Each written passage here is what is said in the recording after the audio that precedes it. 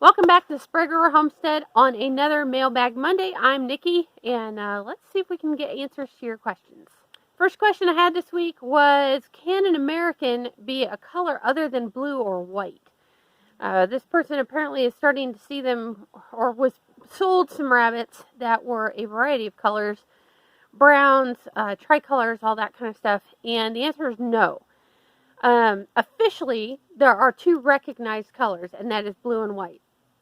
There are blacks floating around. There are some people that think that breeding a black in improves your color. That's not exactly true. What typically happens when you breed blue to blue for a long time is if you are not raising them long enough to get a good senior coat, you don't always know what color, what shade of blue they're going to be.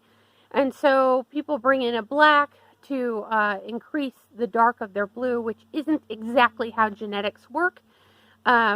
But other than those three colors, there really shouldn't be any. A lot of times if you're seeing other stuff and they're really actually Americans, then they've got other stuff floating around. We've seen Flemish and some other things being bred in. Years and years ago, they were trying to work on a red line. My understanding is that none of those are out anymore. They were trying to bring in a red American to have the red, white, and blue. But it never really caught on. Not a lot of people were interested, being that blue and white are original colors. They weren't popular. So basically blue, white, maybe a black, but blue and white are your only recognized ARBA colors. Okay, my next question was, how frequently do kits die, and does litter size vary from breed to breed? I think this came off of one of my rabbit videos where we talked about, I think it was Meat Rabbit Math, where we talked about the average litter size in the meat rabbits being 8. And I've had quite a few people come in and tell me that this is a really large number. And no, actually, New Zealand, California, and Satin by breed say that the average number in a litter is 8. I didn't just pull that out of thin air. There are certainly lines that aren't doing that anymore.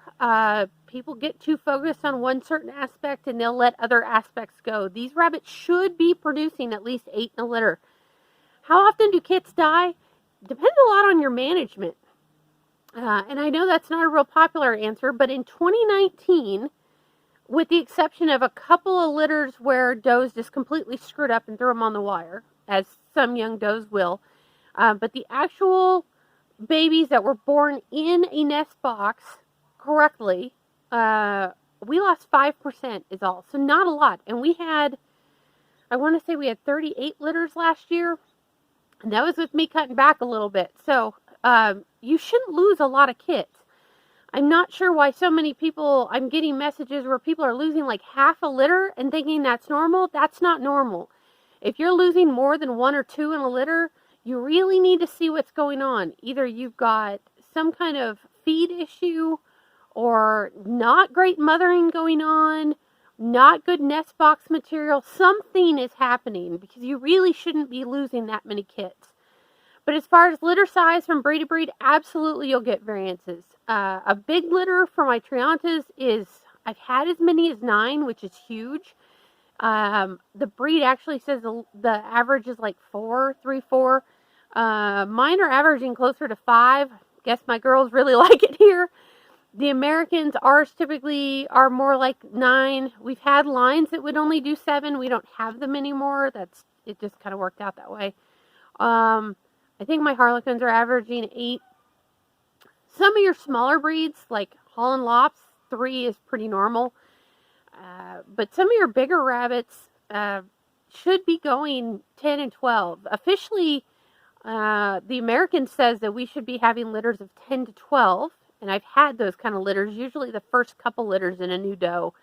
If she hasn't at all gotten fat, you'll get 10, 12. But it absolutely does vary from breed to breed.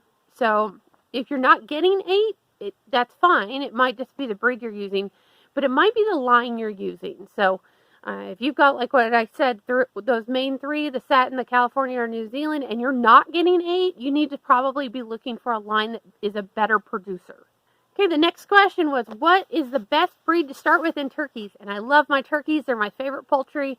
Although those quail are really starting to be one of my faves. If you have never raised turkeys before, and I don't this person didn't say if they've ever raised a turkey before. Start with a broad-breasted, raise them up for 1 year, butcher them out, because they did tell me that they were looking for doing them for food. I know not everybody wants to invest the time into something that you're just going to butcher and not raise continuously down the road, but turkeys have a really high mortality rate. There's a pretty steep learning curve, and before you bite the bullet and get into breeding birds and getting ultra frustrated and knowing that they take forever to reach butcher age, buy yourself a couple broad-breasted, 5 or 6, see how you like them. Not everybody likes turkeys. Toms in particular can get big and kind of pushy. Hens can get a little snappy and pushy with chickens if you're trying to keep them together, which I'm not crazy about, but a lot of people do it. So start with broads. To me, from the 2 that we raised this last year, they are so much hardier than your heritage breed. But they kind of give you the insight into how the turkeys work and will give you a good starting point. All right, so this next question was a cattle question, and most of you know I don't raise cows, so I always enjoy when I get a cattle question. Now, a little background for the people that go, wait, they don't raise them.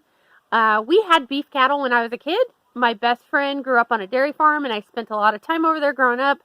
So I do have a pretty good understanding of cattle. We just choose at this point not to raise them. So this cattle question that I got was, why do calves get pulled away from their mother? And why in particular do beef cows, because where this person is, they're seeing a lot of Angus Cross, day-old and week-old calves being sold.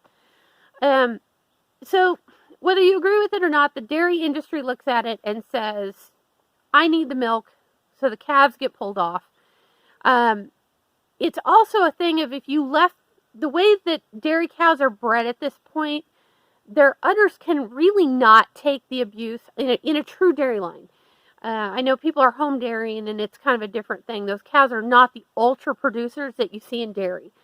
The ultra dairy cow producers do not necessarily have the bag structure to be able to be nursing calves. Calves can be kind of hard on a bag. It's one of the reasons that in dairy goats, they actually recommend that you pull your babies, especially if it's a show line, and actually bottle feed babies and not let the babies mess with mom's udder, because it can actually destroy, it can mess with the teats, it can destroy bag structure, all that kind of stuff. So the reason they do it in dairy, of course it's a dairy operation, so they need the milk, they don't want damage to the udder, and the way dairy barns are structured, there's not really a good place for mom to be raising babies. It just doesn't work. As for why you're seeing so many Angus Cross, or why they're pulling them off a beef cow, most of the time they're not pulling them off a beef cow. What is actually happening, if it's a true beef, is you've probably got a first-time heifer that just dropped her baby and walked away from it. You know, like in all things, sometimes first-time moms just screw it up. So when that happens, a lot of beef producers are not set up to be raising bottle calves, and so they'll take them and they'll sell them off. It's a really good time for somebody who wants to get into it to pick up a calf. It doesn't happen a whole lot. A lot of times they run through an auction. So if you're there at an auction, you might be able to score a beef cow, or a beef calf rather. But usually a true beef isn't going to be pulled off a mom like that. That said, why you're seeing so many Angus Cross is this is getting to be a new thing, especially out where we are, just here in the last 5 years or so. Dairy producers have figured it out. So not everybody wants to buy like a Holstein or a Jersey calf, bull calf, for meat. They don't muscle out at the same rate and the same way that an Angus or any of your other beef cattle do. So to make these calves that they're going to pull anyway more attractive, especially if they are full and they know they're not going to be adding any more heifers to the farm, what they're doing now is they're using, because most dairy cows are artificially inseminated, they're using beef cattle semen to impregnate their cows. What happens now is you've got calves that are Angus or Hereford or whatever cross, and that makes them a whole lot easier to sell to people who want to use them for beef animals. So the dairy wins because they're able to sell them more easily. They're usually asking more money for them. And it's just, kind of the way they're doing things now. But typically just a beef cow, unless something else is going on, you're not going to see beef bottle calves, not usually. All right, now last question, which I thought was kind of a cool question, was, is there a true canning / prepping season, or do you can, dry, prep throughout the year? So it's kind of a multi-layer question. So yes, most people consider the canning season starting in about August and running through October. And when they're talking about canning season, they're usually talking about produce canning. So you get a lot more people talking about, oh, I'm canning jams and jellies because all your fruits are ready and you're getting good vegetable harvests and that kind of thing. For us here, our canning season's a little different. So usually I start canning in years that we've got produce. We may start canning stuff in June, depending on what's available. And we go June, July, August, September, because remember, my stuff quits a lot quicker than most people. Very seldom am I canning produce in October, unless I've pulled green tomatoes and been waiting for them to ripen. As soon as the produce season stops, that's usually like September, October, November, December is when we're butchering all of our extra birds or goats or whatever it is, and then I'm canning meat. So really from about June to December is when we're canning. January till early June, the canners usually put away. As far as dehydrating, I really only have time to do it in the spring, summer, and the early fall. So that's when I'm drying my herbs, some greens, some of that kind of stuff. We don't dehydrate a lot of stuff anymore like we used to. I find canning's a whole lot quicker for most things, and just kind of the way we do it here. But those are the months that I'm dehydrating.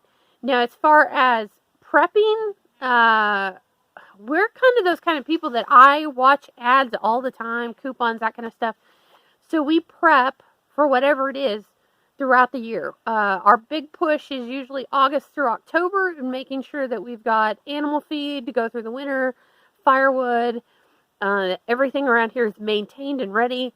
We usually fill up the propane tank and we get extra diesel in and all that. So that kind of prepping stuff, we hold off until really late summer into early fall and try and get it all done then.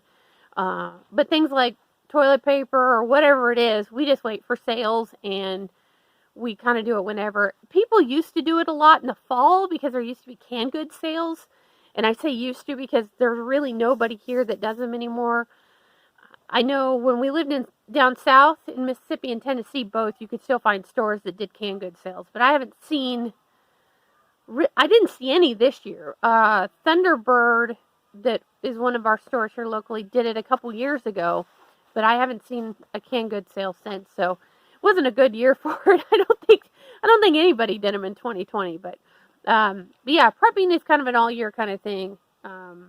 You buy it when it's on sale for the times that it's going to be higher. So, all right. So that is your top 5 questions for this week. I know everybody wants me to keep doing these live streams because I keep getting messages. For sure, we'll have one in 2 weeks. I think 2 weeks. I may try one next week again if we think the internet's going to play nice. I kind of screwed up with trying to do it on Cyber Monday. That's what I get for not being an internet shopper. But if you have other questions or have your 2 cents to add into any of those questions, feel free to drop them down below. Kick me an email at srhomestead@yahoo.com. If you have anything else, hit me up on Facebook, Instagram. I'm pretty much everywhere. I am getting a little bogged down with questions, though, so don't be surprised if it takes me a few days. And if you ask me a really complicated question, it may even take me a week or 2, because I may have to do a little research and hit the other bunny experts that I talk to and get a secondary or a third opinion. So that is it for today. I hope everybody is having a lovely day. Happy homesteading, and we'll see you next time.